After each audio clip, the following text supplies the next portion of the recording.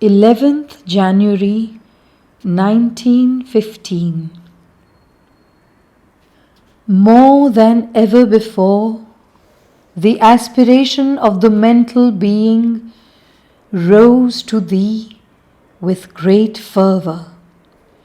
The perception of infinity and eternity is always there, but it is as if thou hadst willed to cut me off from all religious joy, all spiritual ecstasy, in order to plunge me into the most strictly material circumstances. Everywhere, O Lord, is thy perfect bliss, and nothing can take away from me that grand gift thou hast made of it to me. In every place and every circumstance, it is with me. It is myself as I am thou. But all this is nothing beside what should be. Thou wantest that from the heart of this heavy and obscure matter I make the volcano of thy love, and light burst forth.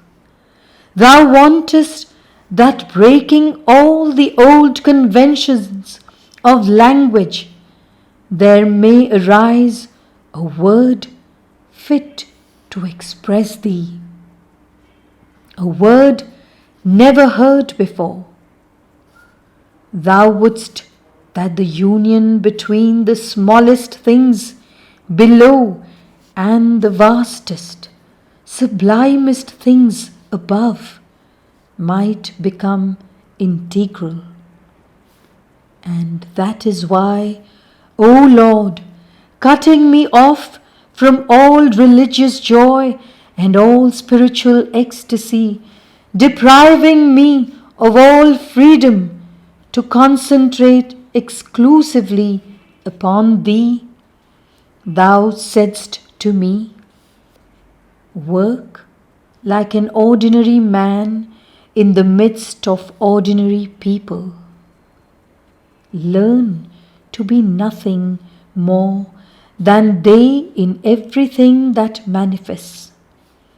Participate in all their ways of life, for beyond all that they know, all that they are, thou carriest within thee the torch of the eternal splendor which does not flicker.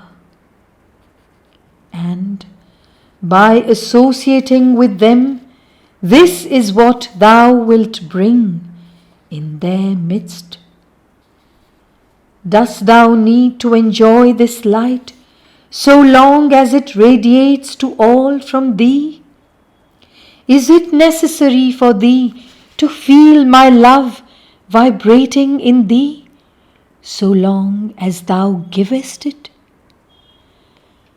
Must thou taste fully the bliss of my presence so long as thou canst serve as its intermediary to all? May thy will be done, O Lord, done integrally. It is my happiness and my law. January 17, 1915. Now, Lord, things have changed. The time of rest and preparation is over.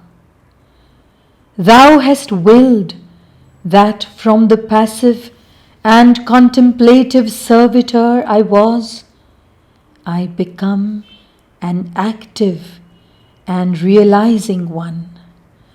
Thou hast willed that joyful acceptance be transformed into joyful battle, and that in a constant and heroic effort against everything which in the world opposes the accomplishment of thy law in its purest and highest present expression, I find again the same peaceful and unchanging poise which one keeps in a surrender to thy law as it is now being accomplished, that is, without entering into a direct struggle with all that opposes it, making the best of every circumstance and acting by contagion, example, and slow infusion.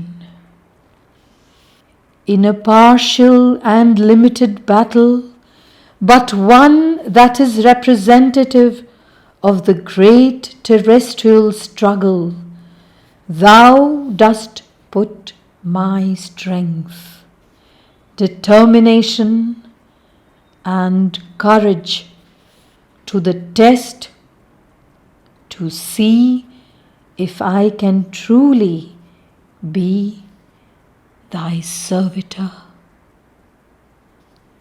If the result of the battle shows that I am worthy of being the mediator of thy regenerating action, thou wilt extend the field of action. And if I always live up to what thou expectest of me, a day will come, O Lord, when thou wilt be upon earth, and the whole earth will rise against thee. But thou wilt take the earth in thy arms, and the earth will be transformed. January 18, 1915. Lord, hear my prayer. In me thou art all-powerful, sovereign master of my destiny, my life's guide, conqueror of all obstacles, victor over preconceived wills and mental prejudices. Perhaps to be all-powerful in the world outside, thou needest the instrumentation of my mind, organizer and shaper of the means of action. But if thou canst make the instrument perfect, how can there be any doubt that the work will be accomplished? All evil shadows which bring contrary suggestions must be driven away very far, and with a complete and unshakable trust in thy infinite mercy, I address this prayer to thee. Transform thy enemies into friends.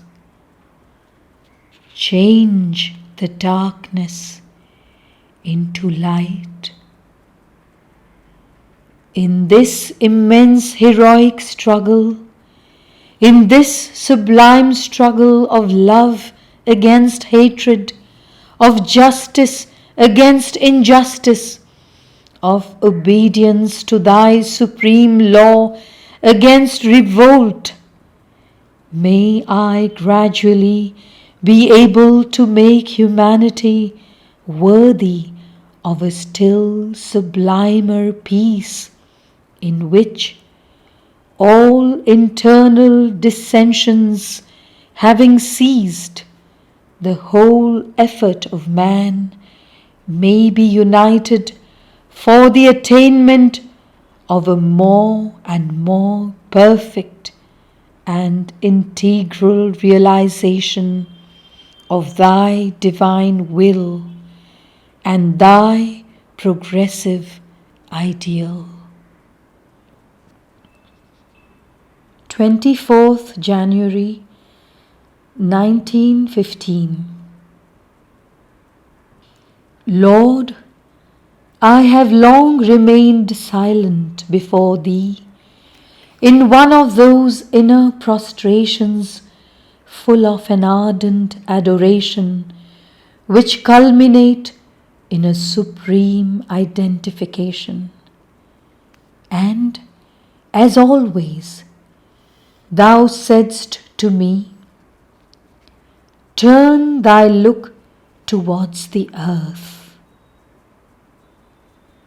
And I saw all the roads wide open and radiant with a calm and pure light. In mute adoration, filled utterly with Thy will, I turned towards the earth. February 15, 1915. Translation by Sri Aurobindo. O Lord of Truth, thrice have I implored Thy manifestation, invoking Thee with deep fervour. Then, as always, the whole being made its total submission. At that moment, the consciousness perceived the individual being, mental, vital, and physical, covered all over with dust. And this being lay prostrate before Thee, its forehead touching the earth, dust in the dust, and it cried to Thee, O Lord, this being made of dust prostrates itself before Thee, praying to be consumed with the fire of the truth, that it may henceforth manifest only Thee. Then Thou saidst to it, Arise, Thou art pure of all that is dust. And suddenly, in a stroke, all the dust sank from it like a cloak that falls on the earth, and the being appeared, erect, always as substantial, but resplendent with a dazzling light.